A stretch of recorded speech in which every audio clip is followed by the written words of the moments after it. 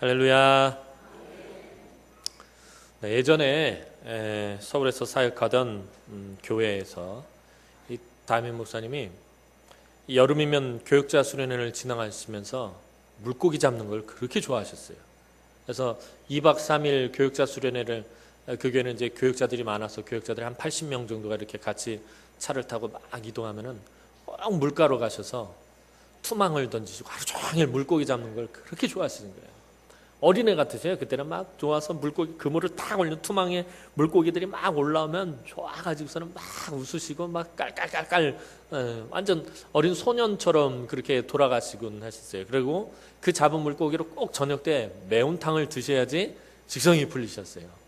그리고 그날 물고기 잡이가 시원찮았다. 그럼 그 다음날 또 가야 됩니다. 그래서 저희들은 죽기 살기로 물고기를 잡아야 돼요. 안 그러면 그 다음날 그 짓을 또 해야 되니까 어떤 때는 막 이 자동차 라이트를 다 켜놓고서는 그냥 그러고 저녁 때가 해가 지도록 물고기를 잡곤 했던 기억이 있습니다.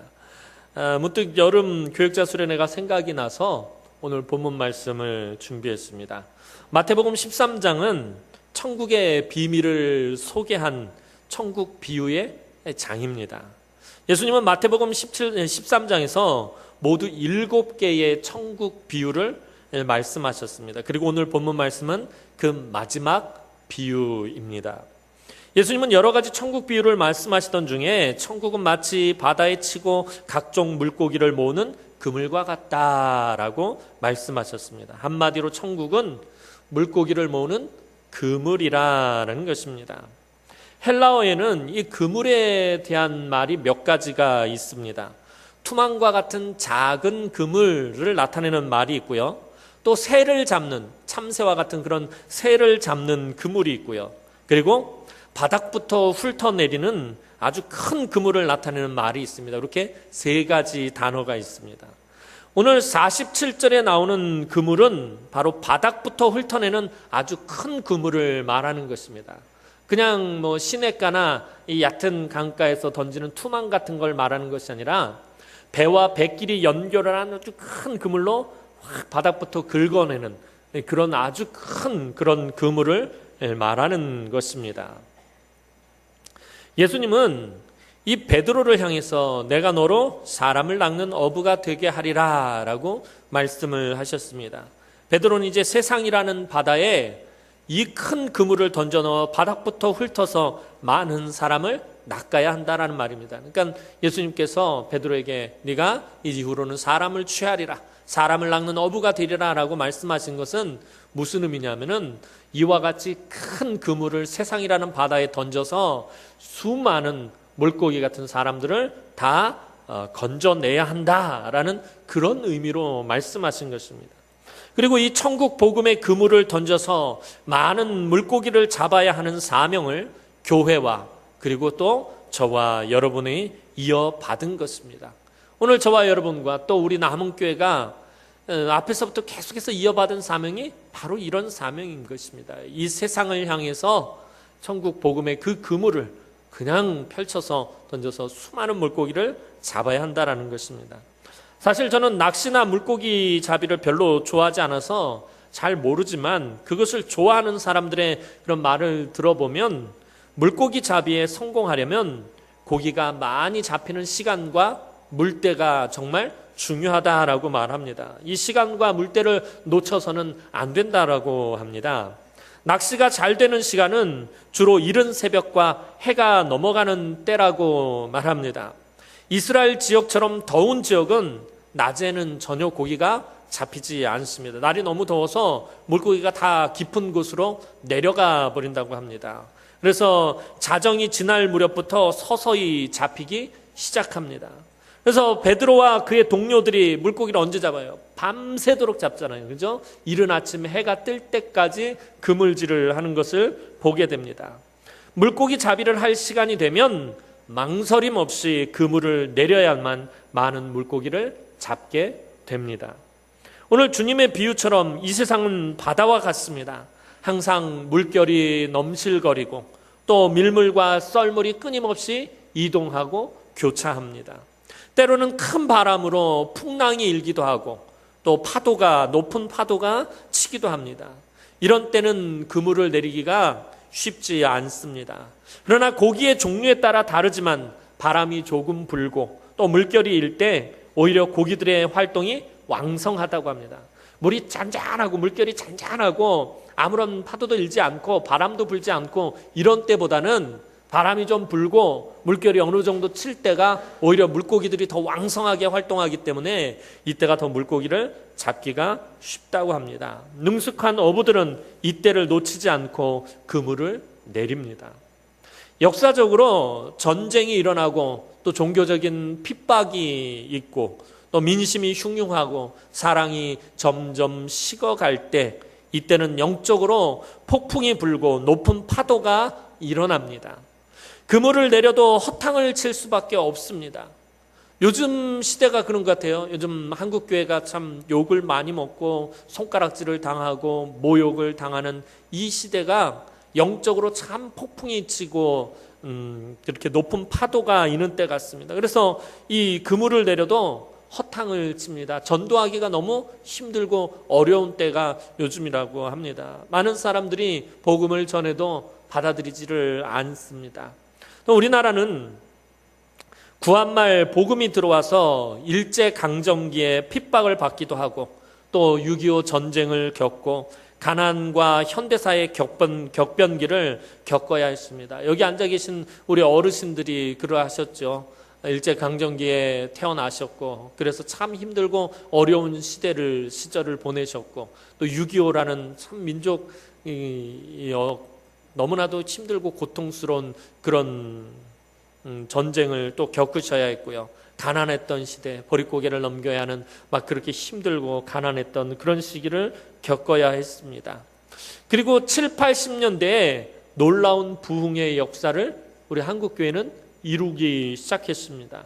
그것은 교회가 어떤 상황, 어떤 형편 속에서라도 끊임없이 그물을 내렸기 때문이었습니다. 일제강점기에도 한국교회는 이 땅을 향해서, 이 세상을 향해서 그물을 내렸었고 6.25 전쟁이 터져서 온 나라가 쑥밭이 되었을 때도 복음의 그물을 내렸었고 가난했던 그 시절에도 복음의 그물을 내렸었고 너무나도 힘들고 어렵게 살던 그 시절에도 우리 여기 자리에 앉아 계신 어르신 세대의 신앙의 선배들이 복음의 그물을 내렸기 때문에 어떤 상황, 어떤 형편 속에서라도 쉬지 않고 그 그물을 내려왔기 때문에 이런 놀라운 부흥의 역사가 일어나게 된 것입니다. 세상이라는 바다에 믿음으로 복음의 그물을 내리기만 하면 만선의 기쁨을 맛볼 수 있었습니다. 그래서 교회가 불길같이 부흥하고 이 땅에 많은 교회들이 성장했습니다. 90년대에 이르러서는 개신교 교인의 숫자가 무려 1200만 명에 이르렀습니다.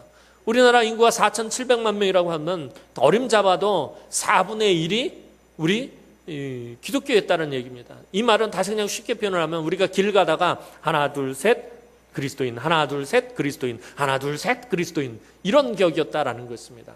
그러니까 참 교회가 큰 부흥을 이룬 것이었습니다. 이런 놀라운 부흥과 성장의 정점을 찍고 나서 한국교회는 점점 침체되어 버렸습니다. 그래서 지금은 대략 통계가 한 800만 명 아니면 850만 명 정도 될 것이다 라고 그렇게 말합니다. 그것도 많이 좀 부풀려진 것이고 서로가 교회가 지금 침체되고 또 이렇게 성장하지 못하는 것을 숨기기 위해서 좀 숫자를 많이 부풀린 것이 있어서 아마 800만 명 정도 될 것이다 라고 말합니다. 무려 3분의 1이 줄어든 것입니다. 한 10년에서 한 20년 사이에 한국교회 이 교인의 숫자가 3분의 1이 줄어들어 버렸습니다. 그럼에도 불구하고 교회는 끊임없이 그물을 내려야 합니다. 그것이 우리의 사명이기 때문입니다. 전도하기가 너무 힘들고 또 복음을 전하기가 너무 힘들어도 그물을 우리는 내려야 한다는 것입니다. 이전에도 그래 왔기 때문에 이거보다 더 힘들고 더 어려운 형편과 상황 속에서도 한국교회는 쉼없이 그물을 내렸기 때문입니다. 그래서 지금도 우리는 그물을 거두면 안 됩니다. 계속해서 그물을 내려야 하는 것입니다. 우리가 세상에 내리는 그물은 작은 투망과 같은 그물이 아니라 오늘 본문에 기록된 큰 그물입니다. 아주 큰 그물입니다. 왜 이 큰 그물을 내리는 것입니까? 왜 작은 투망이 아니라 이렇게 바닥까지 훑어서 물고기를 모으는 이런 큰 그물을 내리는 이유가 무엇입니까? 그것은 많은 물고기를 잡기 위해서입니다. 많은 물고기를 거두기 위해서 그렇게 하는 것입니다. 전 세계적으로 이 물고기의 종류가 한 1만여 종 정도 된다고 합니다. 마치 전 세계 각기 다른 민족이 퍼져서 사는 것과 같습니다.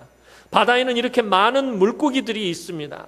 그러나 그물에 걸려드는 고기는 그렇게 많지 않습니다. 아까 말씀드렸던 것처럼 우리나라에도 한 800만 명의 기독교인들이 있고 전 세계 인구가 60억이 넘는데 그중에 기독교 인구가 얼마 사실 되지 않습니다. 그러니까 이 큰 세상이라는 바다에 그물을 던져 넣는데 사실 걸려드는 고기는 그렇게 많지 않다라는 것입니다. 세상에 수많은 인생들이 있지만 하나님의 부르심을 받고 참된 그리스도인이 되어 천국으로 가게 된 자는 사실 결코 많지 않습니다. 그래서 주님은 마태복음 22장 14절에 청함을 받은 자는 많되 택함을 입은 자는 적으니라 라고 말씀하신 것입니다. 또 마태복음 7장 14절 말씀 보면 생명으로 인도하는 문은 좁고 길이 협착하여 찾는 자가 적음이라 라고 말씀하셨습니다.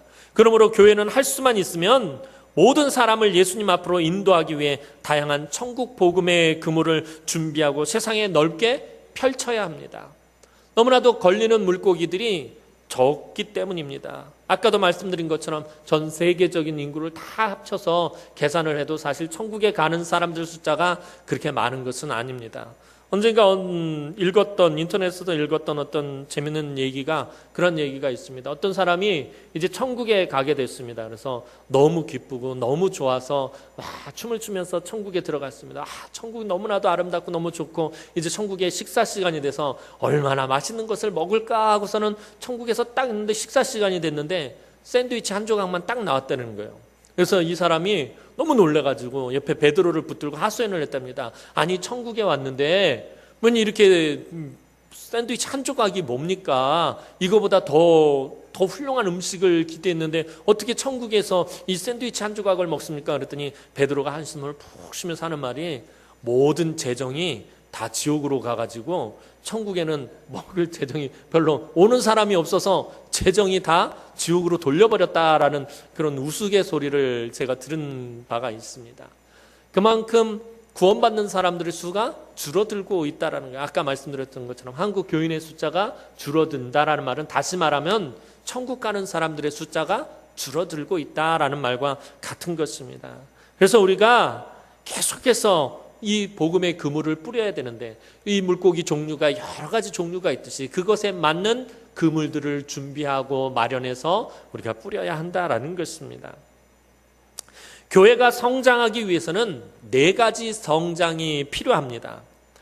수적인 성장 혹은 양적인 성장이라고 합니다. 그 수가 늘어나는 것을 말하지요. 그 다음에 조직적 성장이 있고요. 그 다음에 영적인 성장 혹은 질적 성장이라고 말합니다. 그리고 4번째가 지역 확장의 성장이 그것입니다. 이 4가지가 균형 있게 되어야 건강한 이 교회 성장을 이룰 수 있습니다.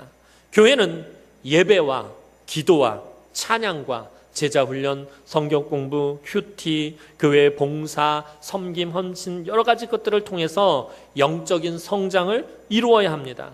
그런데 이 영적인 성장 이것만을 너무 또 강조하다 보면 놓치게 되는 게 이 수적인 성장인데 이 양적인 성장도 굉장히 중요합니다. 왜냐하면 많은 이 사람이 있어야지 무슨 교육을 하고 가르치고 훈련을 시켜서 좋은 일꾼들을 만들어낼 수 있기 때문에 선한 그리스도인들을 만들어내려면 그런 숫자가 있어야 된다는. 아니 교회 아무도 없는데 무슨 예배를 드릴 것이고 무슨 성경 공부를 할 것이고 무슨 기도 모임을 할 것이고 또 무슨 제자 훈련을 할 것입니까? 이에 맞는 만큼의 숫자가 있어야 된다라는 것입니다. 많은 사람들을 양육해서 좋은 그리스도인들을 더 많이 자라게 해야 질적인 또 영적인 성장을 이루는 것입니다. 그래서 끊임없이 복음을 전하고 전도해야 합니다. 또한 교회는 조직적인 성장을 이루어야 합니다. 이게 무슨 말이냐면 교회 안에는 여러 가지 조직들을, 교회 자체가 조직을 갖추고 있습니다. 그래서 당회와 재직회와 공동의회가 구성되어야 하고요. 또 교육기관들, 주일학교 부서들이 있죠. 교육기관들, 또 봉사기관, 남녀 전도회, 구역 조직이 활성화되어야 한다는 거예요. 교회 안에 있는 그런 여러 조직들이 활성화가 되어야 돼요. 그 조직이 부흥이 돼야 돼요. 구역이 부흥해야 교회가 부흥하는 것입니다. 주일학교가 부흥해야 교회가 부흥하는 것입니다. 남녀 전도회가 부흥해야 교회가 부흥하는 것입니다. 이런 조직적인 부흥이 있어야 된다는 것입니다. 또 각종 성경 공부와 큐티 그룹이 만들어지고 기도 그룹이 조직되어야 합니다. 교회 안에서 이런 영적인 그룹들이 조직이 되어야 돼요. 그 조직이 활성화되어야 교회가 성장하게 되는 것입니다. 또한 교회는 여기서만 머무는 것이 아니라 지역 확장을 이루어야 합니다. 국내 선교를 비롯해서 선교사를 파송하여 해외 선교를 해야 합니다. 우리가 얼마 전에 선교사님 파송 예배를 드렸습니다. 왜 그 먼 곳까지 우리가 선교사를 파송해야 하는 것입니까? 이것이 교회에 필요한 부분이기 때문에 그렇습니다. 주님의 명령이기도 하고 교회가 부흥하고 성장을 하기 위해서는 반드시 지역적인 확장이 이루어져야 한다는 거예요. 왜냐하면 복음은 축소되는 것이 아니라 확장되는 것이기 때문이에요. 땅끝까지 이르러지고 온 열방을 향해서 퍼져나가야 하는 것이기 때문이에요. 복음이 한 곳에 머물러 있고 정체되면 교회가 성장하지 않습니다. 교회가 부흥하려면 어떻게 해요? 퍼져가야 돼요. 예루살렘 교회가 갑자기 정체가 돼버렸어요. 왜요? 예루살렘을 떠나지 않고 예루살렘 안에만 뭉쳐가지고 자기네들끼리만 예배드리고 자기네들끼리만 교제하고 막 그러니까 하나님께서 교회를 흩어버리셨어요. 예루살렘에. 왜? 땅끝까지 이르러 내 증인이 되라고 주님 분명히 부탁을 하셨는데 그냥 축소되고 그 한 지역에 머물러 있었기 때문에 교회가 부흥하고 성장하려면 지역적인 확장이 이루어져야 된다는 거예요. 복음을 계속해서 전파해야 된다는 거예요. 먼 곳에까지 나가서 복음을 전해야 한다는 거예요. 그런데 저와 여러분들이 갈 수 없으니까 선교사님들을 대신 보내는 것입니다. 그래서 이번에 우리가 선교사님을 파송한 것은 어떤 의미로 보면 교회의 큰 영적인 부흥과 또 질적인 부흥의 하나의 출발점이 되는 것입니다. 그래서 굉장히 중요한 일을 우리가 한 것입니다.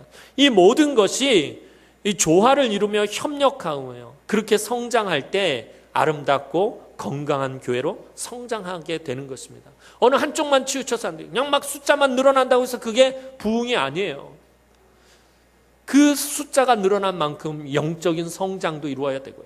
또 영적인 성장만 이룬다고 또 다 되는 것이 아니에요. 그거에 맞게 또 숫자도 늘어나야 되고요. 조직이 갖춰져야 되고요. 조직이 활성화돼야 되고요. 또 그것에 맞춰서 선교사를 파송한 지역적 확장을 이루어야 된다는 거예요.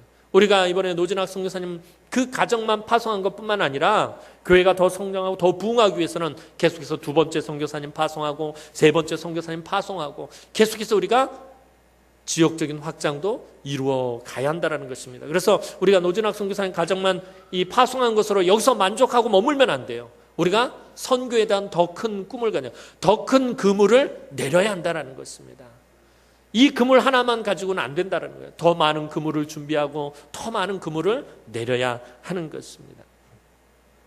48절 말씀 보면 그물에 가득함에 물가로 끌어내고 앉아서 좋은 것은 그릇에 담고 못된 것은 내버리느니라 라고 기록하고 있어요. 그물을 던져 끌어올리면 여러 가지 것들이 함께 끌려 올라옵니다.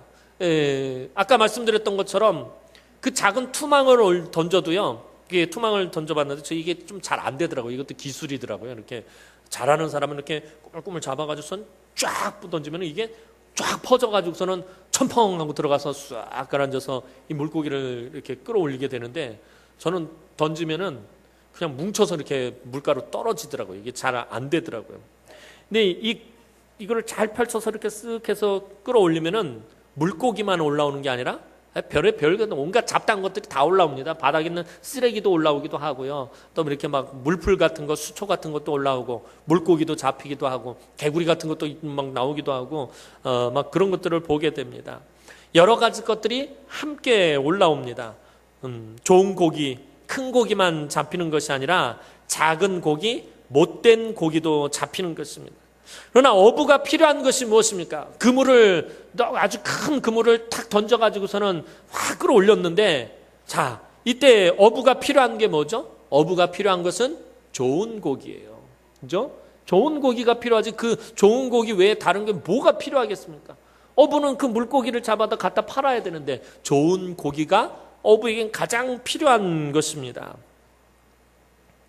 그 당시, 그러니까 예수님 당시에 어부들은 그물을 올려 고기를 잡고 나면 오늘 본문 말씀처럼 그 자리에 앉아가지고서는 담아갈 것과 버릴 것을 구별했어요. 아니 물고기는 다 똑같은 물고기인데 그냥 우리나라 사람들은 그냥 물고기면 다 갖다 먹잖아요. 조그만 거라도 다 갖다 매운탕 끓여 먹고 막 그러는데 이스라엘 사람들은 그러지 않았다는 거예요. 그물을 끌어올리면은 반드시 구별을 해야 돼요. 왜요? 율법에 따라서 먹을 수 있는 물고기와 먹지 못하는 물고기로 나뉘어야 합니다. 그래서 수요일날 김성민 목사님이 레위기 강의를 하고 있는데 레위기에 분명히 하나님의 백성들이 먹을 수 있는 물고기와 먹지 못하는 물고기를 갈라놨어요. 나눠놨어요. 구분을 해놨어요. 그래서 어부들은 물고기를 잡은 다음에 항상 그 자리에 앉아서 담아갈 것, 그릇에 담아갈 것과 그리고 버려야 할 것들을 구별을 해야 했습니다. 사실 교회 안에도 선한 일꾼, 좋은 일꾼만 있는 것이 아니라 교회 안에 악한 자도 있고 때로는 못된 자도 있을 수 있다라는 것입니다. 교회 안에는 믿는 사람들만 있는데 어떻게 악한 사람도 있고 어떻게 못된 사람이 있을 수 있겠습니까? 라고 말씀하시겠지만 있다라는 것입니다. 왜냐하면 이 땅 위의 교회는 완전한 교회가 아니기 때문입니다. 지상의 교회는 불완전한 교회입니다. 저와 여러분들 부족한 사람들, 연약한 사람들이 모여있기 때문입니다. 성목사도 때로는 부족한 모습이 보일 수도 있고 허물이 보일 수도 있고 또 실수할 수도 있고 그렇다는 거예요. 여러분들도 마찬가지고요. 이 땅의 교회는 부족하고 연약한 사람들이 모여있는 불완전한 교회입니다. 주님 다시 오시는 날까지 영적 전쟁을 해야 하고요. 또 부족하고 허물이 있을 수 있는 그런 모습들이 끊임없이 드러난다라는 것입니다. 복음서에서 주님은 말세의 때에 교회 내에 두 가지 부류의 사람들이 있을 것을 이미 예고하셨다라는 거예요. 좋은 일꾼만 있을 것이다 라고 말씀하시지 않았어요. 예수님은. 교회에 선한 일, 선한 청지기, 좋은 일꾼, 충성되고 부지런한 일꾼들만 있을 것이다 라고 주님 말씀하시지 않았다라는 것입니다. 주님이 말씀하신 두 가지 부류의 사람들이 무엇입니까? 알곡과 쭉정이가 있을 것이다. 곡식과 가라지가 있을 것이다. 반석 위에 집을 지은 사람과 모래 위에 집을 지은 사람이 있을 것이다. 어리석은 사람이 있을 것이고 지혜로운 사람이 있을 것이다. 착하고 충성된 종과 악하고 게으른 종이 있을 것이다. 양 같은 성도가 있을 것이고 염소 같은 성도의 구별이 있을 것이다 라고 주님은 분명히 말씀하셨다라는 것입니다. 뿐만 아니라 교회의 영적 지도자 중에도 선한 목자가 있을 것이고 삭군 목자가 있을 것이며 또 참된 선지자가 있을 것이고 거짓 선지자가 있을 것이라고 분명히 주님 말씀하셨다라는 것입니다. 그래서 오늘 저와 여러분들이 사실은 이 그릇에 담길 만한 좋은 물고기 같은 사람들이 되어야 합니다. 여러분들도 늘 알곡과 같은 곡식과 같은 하나님 앞에 기쁨이 되는 또 반석 위에 집을 지은 사람 같고 착하고 충성된 종이라 인정받고 양 같은 성도로 인정받는 그런 성도들이 되어야 하고요. 앞에 서 있는 저도 삭군 목자가 되지 않도록 양을 잡아먹고 양을 버리는 그런 목자가 아니라 양을 위해서 목숨을 버리고 양을 위해서 헌신하는 그런 목자가 되도록 해야 한다라는 것입니다. 오늘 말씀을 보면 이것을 또 가려낼 때가 분명히 있다라고 말하고 있어요. 좋은 물고기와 못된 물고기를 가려낼 때가 있다라는 것입니다. 그 가려낼 시기를 오늘 본문에 따르면 그물에 고기가 가득 차서 그 그물을 물가로 끌어낼 때입니다. 그때가 언제입니까? 바로 세상 끝날입니다. 주님 다시 오시는 날입니다. 주님 다시 오셔서 하시는 일이 무엇입니까? 이 세상에 던져진 그 큰 그물을 걷어올린 그날 거기서 물고기를 나눈다라는 것입니다. 그릇에 담아갈 물고기와 버릴 물고기를 가르신다라는 것입니다. 이어서 주님은 49절 50절에서 말씀하십니다. 세상 끝에도 이러하리라. 천사들이 와서 의인 중에서 악인을 갈라내어 풀무불에 던져 넣으리니 거기서 울며 이를 갈리라. 그러므로 저와 여러분들은 좋은 물고기가 되어야 합니다. 저와 여러분들 정말 좋은 물고기가 되어야 합니다. 좋은 일꾼이 되어야 합니다. 그릇에 담길 수 있는 것들이 되어야 합니다. 하나님의 그릇에 저와 여러분들이 분명히 담겨야 된다라는 것입니다. 그러기 위해서는 우리는 먼저 늘 깨어 있어야 합니다. 늘 깨어 있어야 돼요. 왜 그런 거죠? 전에도 말씀드린 것처럼 그날이 언제인지 모르기 때문에요. 이 그물을 걷어 올릴 때가 언제인지 모른다라는 것입니다. 주님 언제 오실지 모르기 때문에 늘 깨어 있어야 합니다. 거룩한 행실과 경건함으로 하나님의 날이 이르기를 바라보고 간절히 사모해야 합니다. 착하고 충성스러운 일꾼이 되어서 주께서 오시는 날 칭찬을 듣는 복된 종들이 되어야 한다는 것입니다. 네가 참 좋은 물고기였구나, 참 좋은 고기였구나 하면서 하나님의 그 그릇에 담겨져야 한다는 것입니다. 그래서 교회는 하나님의 그릇에 담길 만한 좋은 일꾼들을 양육하고 길러내야 하기도 한다는 것입니다. 다음 세대를 천국의 그물에서 놓쳐버려서는 안 된다는 거예요. 이 중요한 이 천국 그물에, 이 넓은 그물에 다음 세대를 놓쳐버려서는 안 된다는 거예요. 다음 세대를 반드시 이 그물 안에 넣어야 된다는 것입니다. 그래서 주일학교 교육에 더욱 힘과 노력을 기울여야 합니다. 우리 어린아이들, 우리 어린 자녀들을 위해서 교회가 온갖 힘과 노력을 기울여야 합니다. 주일학교는요, 모판과 같은 곳입니다. 미래의 풍성한 추수를 위해서 정성껏 길러내야 합니다. 예전에 어느 기독교 교육학자의 연구 보고서에 따르면 교회의 중추적인 일꾼들, 그러니까 교회 중직자들이겠죠. 교회의 중직자들의 85%가 주일학교를 거친 사람들이라는 것입니다. 주일학교를 거친 사람들 중에 이 교회의 중직자들이 많이 나온다라는 것입니다.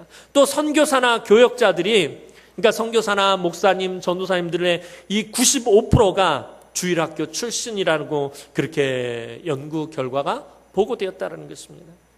이 말이 무슨 말이냐면, 즉 부흥하는 주일학교가 부흥하는 교회를 만들게 된다라는 것입니다. 비전이 있는 주일학교가 비전 있는 교회를 만든다라는 것입니다. 큰 주일학교가 큰 교회를 이루게 된다라는 것입니다. 왜냐하면 이 주일학교 아이들이 바로 그대로 자라나서 여러분들 그 자리를 이을 것이기 때문입니다. 주일학교가 부흥하지 못하면 교회는 부흥의 미래가 없다라는 것입니다. 지금은 어른들이 아무리 많이 있다 할지라도 주일학교 숫자가 줄어들어 있다면 그 교회는 30년 뒤, 20년 뒤에 비전이 없다는 거예요. 소망이 없다라는 것입니다. 그 아이들이 그대로 자라서 85%, 95%가 그 교회의 자리를 지킬 것인데 주일학교 아이들이 적다면 그 교회는 미래가 없다라는 거예요. 그래서 주일학교 교육에 여러분들 힘을 기울여야 된다는 거예요. 전에도 말씀드렸던 것처럼 제가 서울에 있을 때 꽃동산교회 같은 경우는 주일학교 교육에 굉장히 많이 관심을 갖고 노력을 기울이는 교회입니다. 그 교회가 가지고 있는 기본 모토가 뭐냐면 414 운동이라는 것이 있어요. 4살에서 14살 아이들에게 집중적으로 복음을 전해야 된다는 거예요. 14살이 넘어가면은 이미 이 아이들한테 복음을 전하기가 어렵다라는 거예요. 아이들의 마음이 세상적으로 굳어버렸기 때문에, 세상 문화에 물들어버렸기 때문에 그 전에 4살부터 14살 그 사이에 집중적으로 아이들에게 가르쳐야 된다는 거예요. 복음을 전해야 된다는 거예요. 그래야지 그 아이들이 자라면서 그 믿음과 그 신앙을 가지고 자라나서 교회를 채우게 되기 때문입니다. 오늘날 악하고 더러운 문화가 넘쳐나고 여러 가지 사회적인 병폐들 속에서 새로운 비전과 또 새로운 질서와 새로운 시대와 새 소망을 줄 수 있는 것은 오직 하나님의 말씀으로 가르치고 양육하는 주일학교 교육뿐이라는 거예요. 그래서 주일학교 교육이 살아나야 돼요. 주일학교가 살아나야 한국교회가 살아나는 거예요. 오늘 우리 남은교회도 주일학교가 회복되어야 우리 남은교회가 회복되는 것이고, 주일학교가 부흥해야 우리 남은교회도 부흥한다라는 것입니다. 그래서 제가 맨날 잔소리 하잖아요. 이렇게 성경학교 수련회 있으면 관심을 좀 가져주세요. 여러분들 기도해 주세요. 간식이라도 사주세요. 라고 말씀드리는 이유가 그래요. 주일학교가 살아야지 교회가 살게 되기 때문이에요. 제가 서울에 있을 때 보면 서울에 있는 교회들의 큰 문제가 뭐냐면은 큰 교회일수록 주일학교 아이들 숫자가 없다라는 거예요. 저 어릴 때만 하더라도 예를 들면 제가 모교회가 제 어릴 때 우리 모교회가 어른들 숫자가 한 300명 정도 됐는데 주일학교 전체 숫자는 몇백 명 됐어요. 그보다 훨씬 더 많았어요. 한 2배 가까이 됐었던 것 같이 기억합니다. 그런데 지금은 확 줄었다는 거예요. 서울에 있는 교회들 문제들이 뭐냐면 작년이 1000명이 다니는 교회인데 주일학교 아이들이 100명이 안 된다는. 물론 아이들 숫자가 줄어든 것도 있지만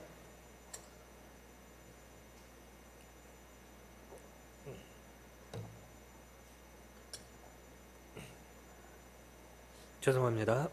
아이 목이 잠기네.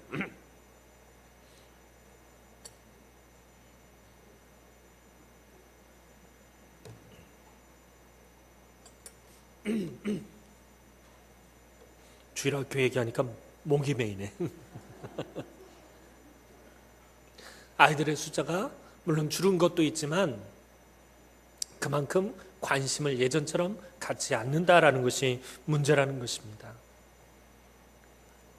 그래서 주일학교 교육을 위해서 교회는 끊임없이 과감하게 투자해야 합니다.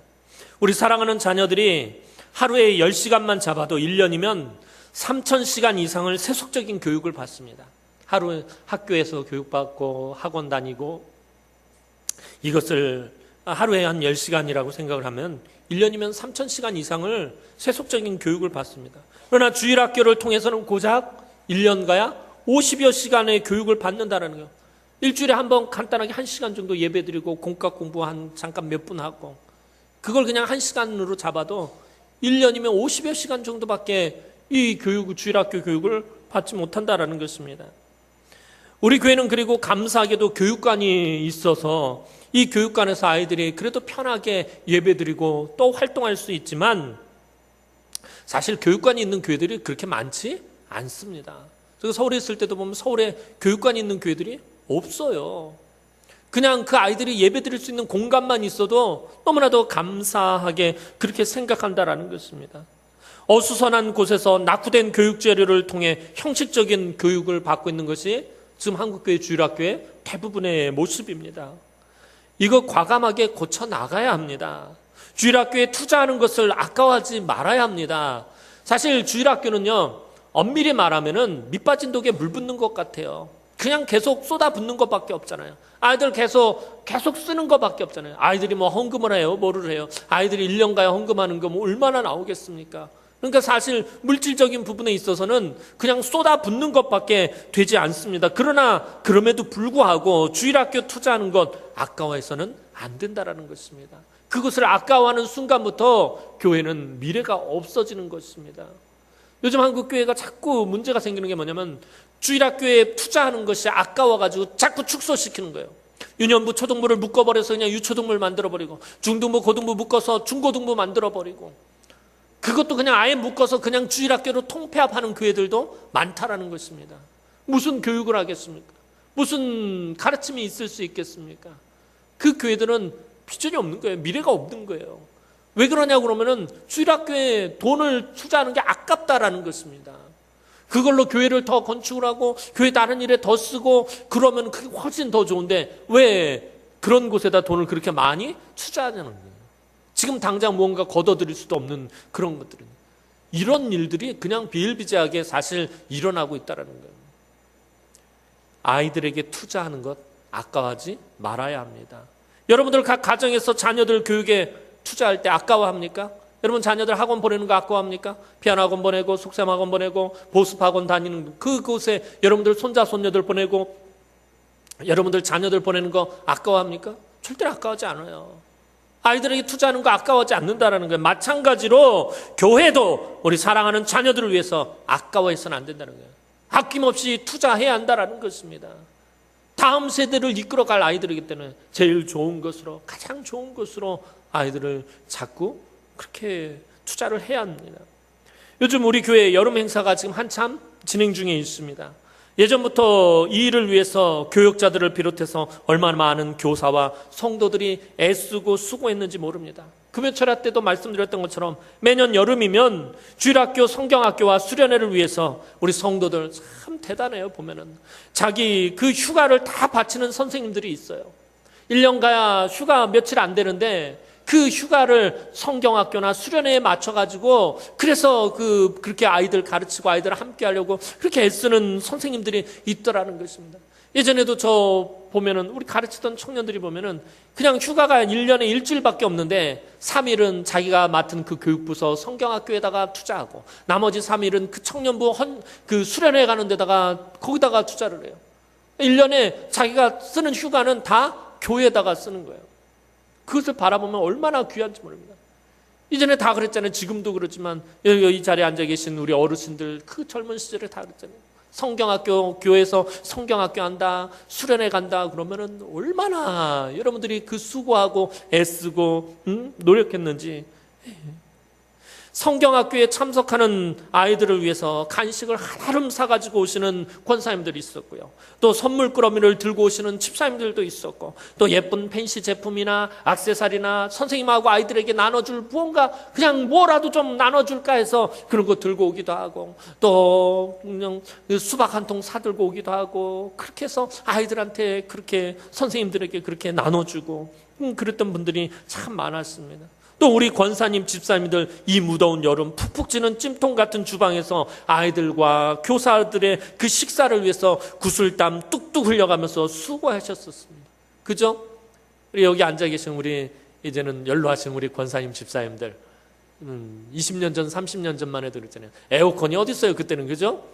선풍기도 그냥 감지덕자인데 선풍기는 애들 쓰라고 애들 쪽에다 다 갖다 놓고 그 찜통 같은 그 주방에서 그 막 불을 막 확 떼가면서 밥하고 애들 반찬에서 땀을 그냥 육수를 줄줄줄줄 흘리면서 그냥 그렇게 해서 애들 밥해 먹이고 교사 선생님들 밥해 먹이고 그러고 나면 다들 그냥 뻗어버리고 막 그리고 그래서 여름 성경학교 한번 하고 나면 권사님 집사님들 다 몸살나고 그냥 그날 그냥 바카스랑 우루사 그거 하나 먹고선 그걸로 버티면서들 그렇게 애쓰고 그렇게 수고하시고 그렇게들 고생하셨어요. 그죠? 얼마나 애쓰셨어요. 지금도 그렇잖아요. 지금도 성경학교 할 때 보니까 밥하시는데 이 더운 날 그 주방에서 그냥 다 그 구슬땀 흘려가면서 수고했어요. 이런 정성과 헌신 때문에 우리 주일학교가 살아남은 것이에요. 그런 애씀이 있었기 때문에, 그런 헌신이 있었기 때문에, 그런 섬김이 있었기 때문에 아직 우리 주일학교가 살아남은 것이다라는 거죠. 너무나도 아름다운 천국 일꾼들, 다음 세대 하나님의 청지기들이 자라나고 있는 것입니다. 여러분들 그 수고를 아껴서는 안 돼요. 그리고 그 뒤를 이어가는 우리 집사님들도 그 수고 헌신을 그대로 이어서 그렇게 했어야 돼요. 그래야지 이 주일학교가 살아남을 수 있는 것입니다. 주일학교는요, 그 주일학교를 위해서 얼마나 수고하고 땀 흘리느냐에 따라서 반드시 그 결과가 나오게 되어 있다는 거예요. 투자하고 땀 흘리고 수고하고 애쓰면은 그 주일학교 자체는 정직해요. 반드시 열매 맺게 되어 있고요. 반드시 부흥하게 되어 있다는 거예요. 제가 서울에 있었던 꽃동산교회가 사실 저도 처음에 가서 되게 놀랐어요. 별다를 게 없어요.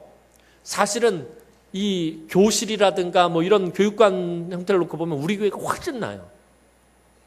우리 교회가 훨씬 좋아요. 꽃동산교회는 가면요, 진짜 내가 이제 나와서 하는 말이 아니라 진짜 후져요.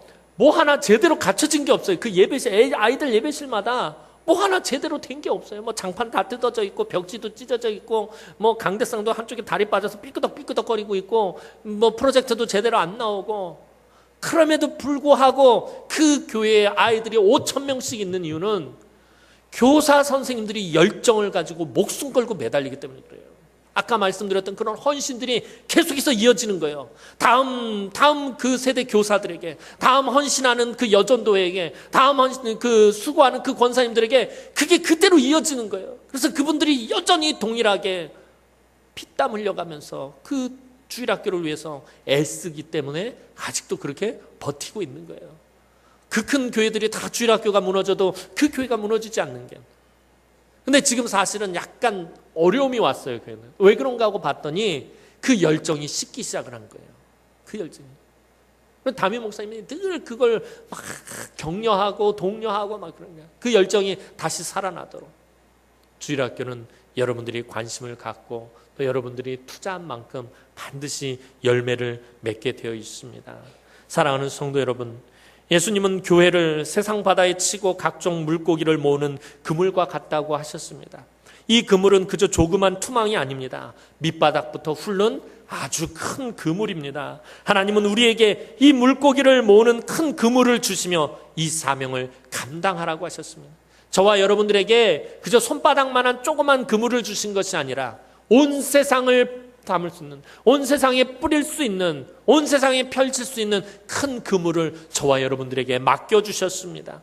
요즘 한국교회가 여러 가지 문제와 병폐들로 무너지고 있다고 합니다. 침체되고 있다고 합니다. 아까 저도 그렇게 말씀을 드렸어요. 그러나 어쩌면 이렇게 힘든 때가 오히려 좋은 기회가 될 수 있습니다. 더 놀라운 부흥의 역사를 이룰 수 있다라는 것입니다. 천국 복음의 그물을 더 넓게 펼치는 우리 남은교회가 되기를 소원합니다. 우리 각종 물고기, 좋은 물고기들을 모으기 위해서 여러 가지 큰 그물들을 준비하는 교회가 되어야 합니다. 그래서 양적으로나 영적으로나 조직적으로나 모든 면에서 균형 있게 성장하고 또한 지역 확장을 위해 세계 선교의 사명도 잘 감당해야 합니다. 뿐만 아니라 세상 끝날 하나님의 그릇에 담길 것을 구별하고 의인 중에서 악인을 갈라낼 때에 하나님의 그릇에 담기에 흡족한 좋은 일꾼으로 인정받을 수 있도록 항상 깨어서 기도하며 거룩한 행실과 경건함으로 하나님의 날이 이르기를 사모하고 맡겨진 일에 충성되어 사명을 다하여 다음 세대에도